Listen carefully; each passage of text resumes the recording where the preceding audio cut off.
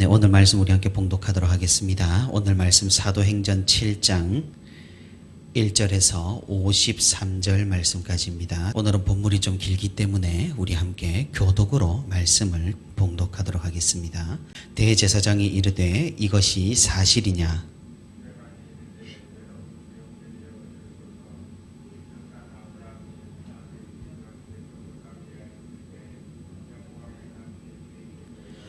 이르시되 내 고향과 친척을 떠나 내가 내게 보일 땅으로 가라 하시니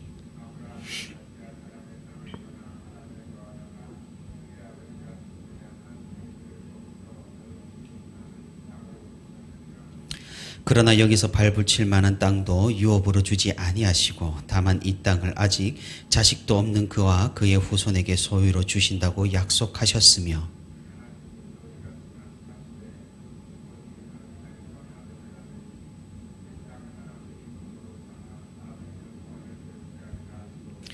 또 이르시되 종 삼는 나라를 내가 심판하리니 그 후에 그들이 나와서 이곳에서 나를 섬기리라 하시고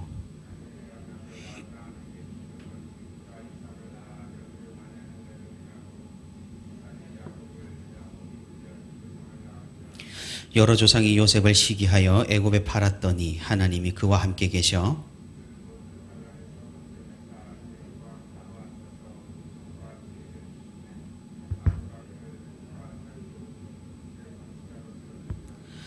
그때에 애굽과 가나안 온 땅에 흉년이 들어 큰 환란이 있을세 우리 조상들이 양식이 없는지라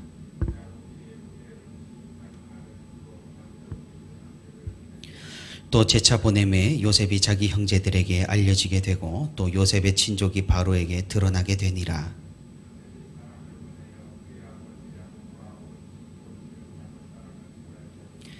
야곱이 애굽으로 내려가 자기와 우리 조상들이 거기서 죽고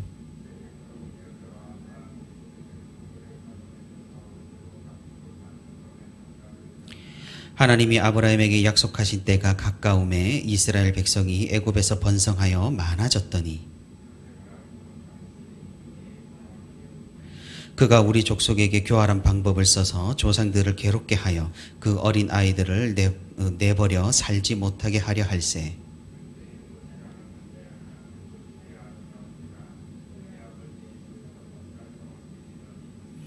버려진 후에 바로의 딸이 그를 데려다가 자기 아들로 기르매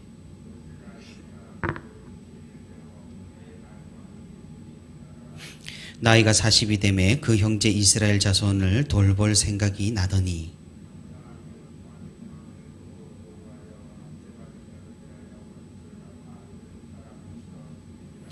그는 그의 형제들이 하나님께서 자기의 손을 통하여 구원해 주시는 것을 깨달으리라고 생각하였으나 그들이 깨닫지 못하였더라.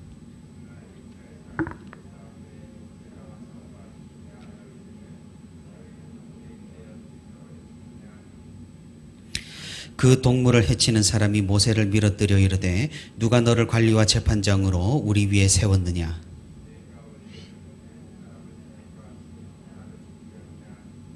모세가 이 말 때문에 도주하여 미디안 땅에서 나그네 되어 거기서 아들 둘을 낳으니라.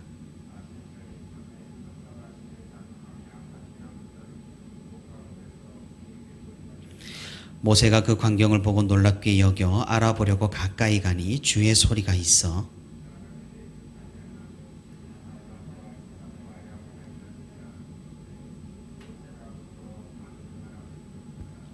주께서 이르시되 내 발의 신을 벗으라 내가 서 있는 곳은 거룩한 땅이니라.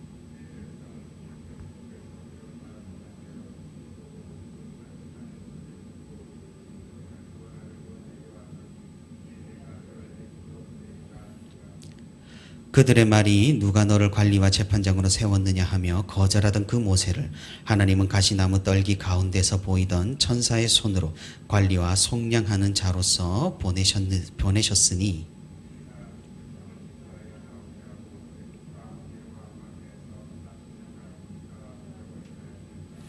이스라엘 자손에 대하여 하나님이 너희 형제 가운데서 나와 같은 선지자를 세우리라 하던 자가 곧 이 모세라.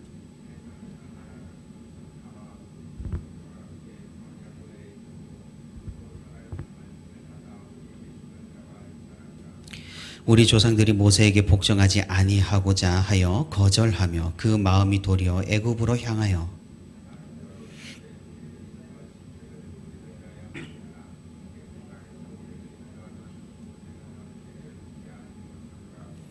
그때 그들이 송아지를 만들어 그 우상 앞에 제사하며 자기 손으로 만든 것을 기뻐하더니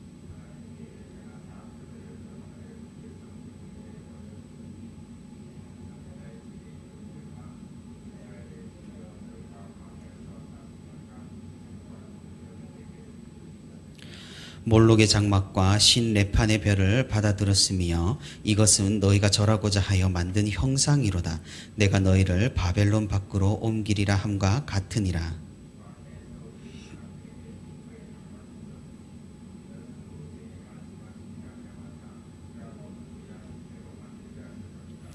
우리 조상들이 그것을 받아 하나님이 그들 앞에서 쫓아내신 이방인의 땅을 점령할 때에 여호수아와 함께 가지고 들어가서 다윗 때까지 이르니라.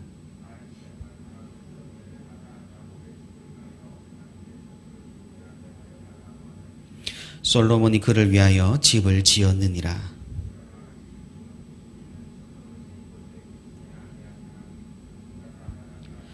주께서 이르시되 하늘은 나의 보좌요 땅은 나의 발등상이니 너희가 나를 위하여 무슨 집을 짓겠으며 나의 안식할 처소가 어디냐.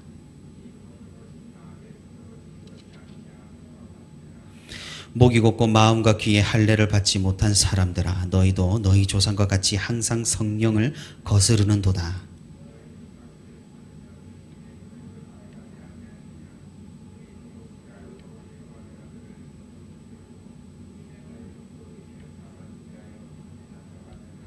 우리 같이 합니다. 너희는 천사가 전한 율법을 받고도 지키지 아니하였도다 하니라. 아멘. 네, 성도 여러분, 이렇게 수고 많으셨습니다. 그 긴 본문을 읽는다고 우리는 오늘 굉장히 긴 설교문 한 편을 읽은 셈입니다. 이 설교는 우리가 앞서 살펴봤듯이 스데반이 공회에서 잡혀서 유대 지도자들 앞에서 한 그런 설교입니다. 우리가 사도행전 처음부터 살펴보면서 이전에도 설교문을 여러 번 접했었죠. 다름 아닌 베드로가 이스라엘 사람들과 그리고 공회 앞에서 한 그때는 좀 짤막한 설교였죠. 짤막한 설교들을 살펴봤었습니다. 베드로도 복음을 전할 상황뿐만 아니라 위급하고 위험에 처한 상황에서도 끝까지 예수님을 증거하고 예수님을 전파했습니다. 몇 차례 그들에게 위기가 있었지만 하나님께서는 상황을 바꾸셔가지고 사도들을 위험에서 건져내 주셨습니다. 그런데 이제는 분위기가 조금 달라졌습니다. 두 번이나 성전의 지도자들과 마찰을 빚은 뒤라서 조금은 눈치를 보면서 몸을 사려야 할 그런 타이밍이었는지도 모릅니다. 하지만 스데반은 그런 분위기에 아랑곳하지 않았습니다. 복음을 전할 완벽한 타이밍이란 없다는 사실을 스데반이 알았기 때문입니다. 복음을 전할 가장 완벽한 시간은 바로 지금이라는 사실을 알았기 때문입니다. 그래서 도무지 예수의 이름으로 말하지도 말고 전도도 하지 말라는 그들의 경고를 무시했습니다. 사람들과 회당에서 토론했습니다. 스데반의 이런 담대함은 결국 성전 지도자들을 자극을 했던 것이죠. 스데반은 사람들에게 잡혀와서 모함을 당합니다. 이 자가 성전과 율법을 모독했다고 말입니다. 복음을 전하는 사도들과 초대교회에 가장 민감하게 반응한 유대 종파는 사두개인들이었습니다. 그들은 제가 말씀드렸다시피 모세오경하고 성전을 끔찍하게 위하는 그런 종파였습니다. 이런 그들에게 스데반을 성전과 율법을 모독한 죄목으로 끌고 왔으니 그 결과는 불보듯 뻔했습니다. 사두개인들은 당장 공회를 소집하고 스데반을 재판합니다. 아무런 증거도 없이, 증인의 확인도 없이, 어차피 눈의 가시였으니 스데반에게 공정한 재판을 기대하기는 힘들 것입니다. 그래도 대제사장은 마지막으로 확인 과정을 거칩니다. 오늘 우리가 읽은 7장 1절에 이것이 사실이냐고 스데반에게 묻습니다. 스데반은 어떤 대답을 해야 할까요? 모함을 받았다고 억울하다고 외쳐야 했을까요? 아니면 잘못했다고 빌어야 했을까요? 스데반은 그러지를 않았습니다. 자칫 자신의 목숨이 위험한 상황 가운데에서도 그는 눈 하나 깜짝하지 않고 이제 복음을 그곳에서도 전파합니다. 그리고 자신들을 잡아온 그들의 비인간적인, 비성경적인 행태를 꼬집습니다. 스데반의 설교는 어떤 변명이나 위로나 상황을 모면하고자 하는 핑계로 이루어지지 않았습니다. 그는 정확하게 하나님의 말씀으로 말했고 이스라엘의 역사를 꼬집었으며 예수님을 말했습니다. 그들의 마음이 찔리도록 말입니다.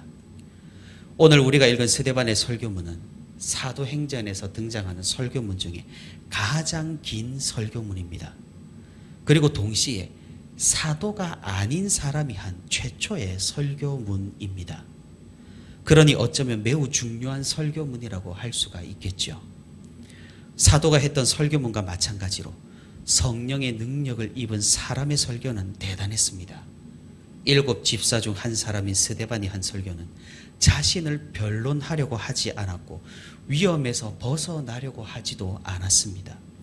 스데반은 이를 기회로 보고 하나님의 말씀이 세워지는 능력의 순간으로 보았던 것입니다. 스데반은 구약 성경을 압축하고 요약을 하고 있습니다. 그가 지금 누구에게 고발이 되었고 어떤 사람들이 자신을 노리는지를 정확하게 알았습니다. 사두개인들이 그렇다는 것을 말입니다. 그래서 정확하게 모세오경의 이야기를 하고 있습니다. 본문 4절의 아브라함부터 44절의 모세까지 말입니다. 그리고 모세가 중요한 인물임을 알았습니다. 왜 그렇죠? 시내산에서 율법을 받은 인물이 모세니까 말입니다. 그래서 20절에서 44절까지 상당한 분량을 모세의 이야기로 채우고 있습니다. 사두개인들이 이 모세오경하고 또 무엇을 중요하게 여긴다고 말씀을 드렸습니까? 바로 성전입니다. 그래서 스데반은 바로 이어서 성막과 성전을 언급합니다. 바로 모세 뒤에 이어 다윗과 솔로몬입니다. 44절부터 50절까지 성전과 선지자들을 이야기를 하고 있죠. 우리가 이렇게 쭉 긴 설교문을 읽어봤는데 어떻습니까? 스데반은 구약 성경을 매우 잘 알았다는 사실을 알 수 있습니다. 그저 어중이 떠중이로 직분을 감당하고 교회를 섬긴 것이 아니라는 것이죠. 그렇다고 그가 사도 직분이 되어서 말씀을 맡은 자도 아니었습니다. 하지만 스데반은 성경을 가까이 하기를 두려워하지 않았고 성경을 매우 잘 이해를 했던 것입니다.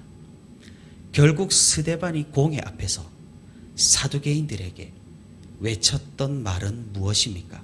스데반이 설교를 한 요점이 무엇입니까? 스데반의 설교의 요점을 다음과 같이 정리를 해볼 수 있습니다. 오늘 본문 39절을 통해서 이스라엘 백성들은 늘 하나님께서 세우신 지도자들을 거절했다. 그리고 48절을 통해서 하나님께서는 너희들이 애지중지하는 손으로 지으신 그 성전에 거하지 않으신다.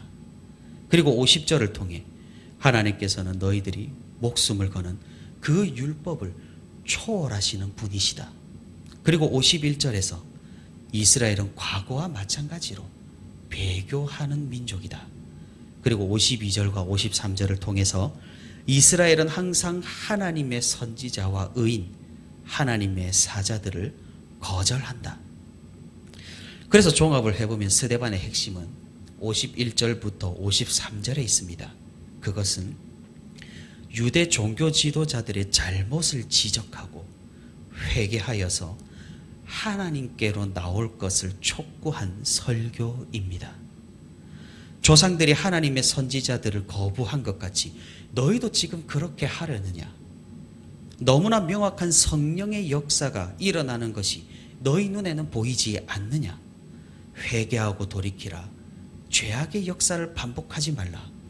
하나님께로 돌아오라고 스데반이 아주 담대하고 당당하게 선포를 하고 있는 것입니다.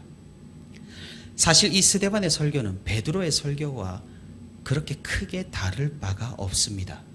베드로의 설교도 읽어보면 하나님께서 보내신 자 하나님의 아들인 예수 그리스도를 너희가 죽였도다.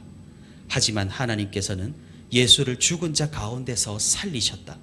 그러니 너희는 회개하고 예수를 믿으라는 이런 주제로 설교를 했었습니다. 그런데 스데반이 설교를 한 때는 베드로의 때와는 좀 달랐었던 것이죠. 분위기가 달랐고 사람들의 심기가 달랐습니다. 몇 차례 도전을 받았고 위기감을 느꼈던 터라 이제는 정말 큰 일을 낼 만한 그런 상황이었던 것입니다. 스데반이 이를 몰랐을까요? 공의 앞에 선 스데반이 이런 분위기를 감지하지 못했을까요? 스데반은 하나님께서 주신 담대함으로 이 복음의 메시지를 선포했던 것입니다. 사랑하는 성도 여러분, 오늘 우리가 스데반이 했던 이 설교문을 통해서 무엇을 묵상할 수가 있습니까? 스데반은 준비가 된 사람이었다라는 사실입니다. 그는 복음적으로 준비가 된 사람이었습니다. 준비가 되지 않았다면 선포를 할 수 없고 변명을 할 것입니다. 준비가 되지 않았다면 성경을 말할 수 없고 핑계를 댈 것입니다. 준비가 되지 않았다면 죄악을 지적할 수가 없고 목숨을 살려달라고 빌었을 것입니다. 무엇입니까? 스데반은 자신의 신앙을 입증할 준비가 되어 있었다라는 사실입니다. 그 자리에서 하나님의 말씀을 선포할, 예수 그리스도를 선포할, 성령 하나님의 역사를 선포할 준비가 되어 있었다라는 사실입니다. 그리고 무엇입니까? 그는 자신의 목숨과 순교에 대해서도 준비가 되어 있었습니다. 이 모든 준비로 인하여 그는 거침이 없었고 공회가 아니라 하나님 앞에서 하듯 행동할 수 있었던 것입니다. 사랑하는 성도 여러분, 우리는 고민을 해봐야 합니다. 과연 우리는 준비가 되었는가를 말입니다. 삶의 어떤 순간이 닥쳤을 때 우리의 신앙을 입증할 준비가 되었는지를 말입니다. 조금의 파고가 들이치면 쓰러지고 무너지고 조금의 유혹이 오면 넘어지고 홀려버리는 우리의 신앙과 우리의 삶이 아니었는가를 말입니다. 우리가 준비가 될 수 있기를 바랍니다. 우리의 신앙을 입증할 우리의 마음이 세워지기를 바랍니다. 하나님의 말씀으로, 우리의 기도로, 우리의 지성과 지혜로, 우리의 마음으로 우리가 믿음과 신앙을 사람과 하나님 앞에 보여줄 준비가 되기를 바랍니다. 그리하여서 세상의 숱한 유혹 가운데에서도 우리의 삶의 고난과 역경과 풍랑 가운데에서도 우리가 하나님의 이름을 외치며 거룩한 분의 말씀을 외치며 담대하게 이 세상을 살아갈 수 있기를 바랍니다. 오직 믿음으로, 오직 말씀으로, 오직 성령으로 혼탁하고 혼란한 이 시대에 우리의 신앙을 입증하고 하나님 앞에 영광이 되는 저와 우리 부천시민교회 모든 성도가 되기를 주님의 이름으로 소망합니다.